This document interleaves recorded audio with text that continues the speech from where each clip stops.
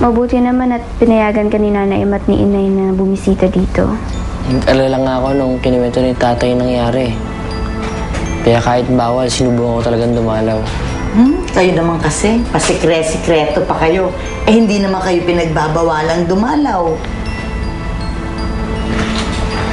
Naintindihan ko naman po yun eh. Sige, mag-usap na kayo.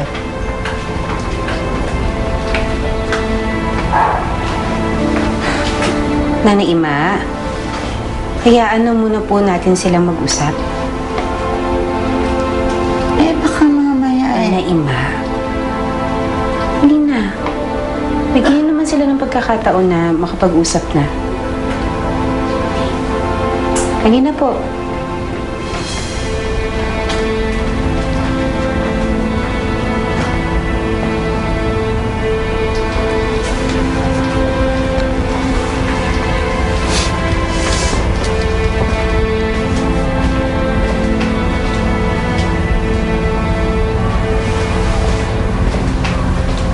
Kamusta ka?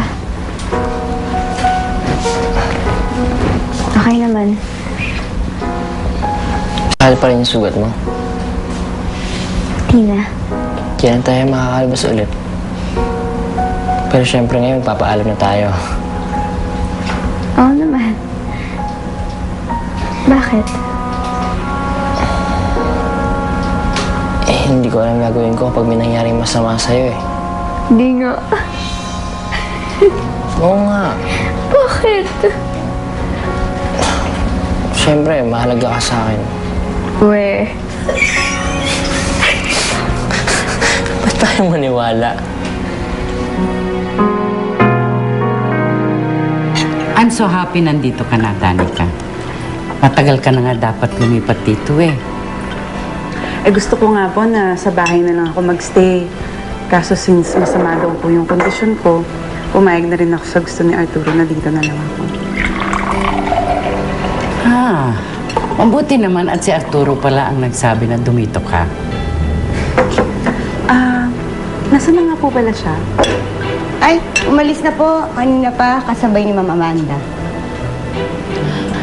At hindi man lang nagpaalam sa'yo? Hayaan niyo na ho, tita. Baka nagmamadali lang. Hindi ako papayag na he will treat you that way. Baka ho nakakalimutan niyo. Hindi pa ho kami kasal. Wala pa akong karapatang magsabi. Mukha namang wala yatang balak si Arturo na ipaanal ang kasal nila ni Mira. Ito na lang ma-assure ko sa iyo. Ang mga abogado ko na lang ang maglalakad ng mga annulment papers nila. Para makalaya na si Arturo sa kahit na anong obligations at makasal na kayo. Yan na lang ang gift ko sa pagdating mo sa pamamahay namin. Salamat ho, tita.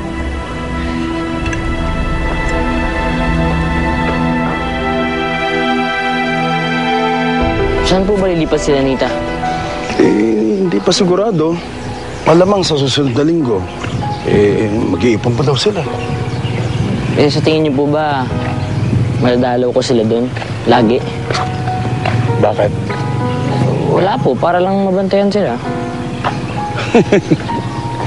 Mukhang mayroon kang pinopormahan sa mga anak ni Mira. Wala po, bata pa kami.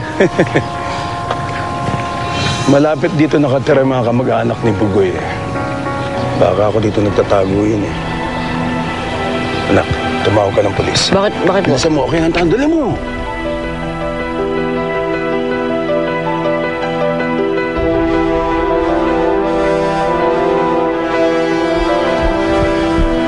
Amanda, anong balita? Kuya, hindi ko makontak yung number ni Ate Mira na binigay mo eh. Baka nagpalit na siya ng number. Tingin nga.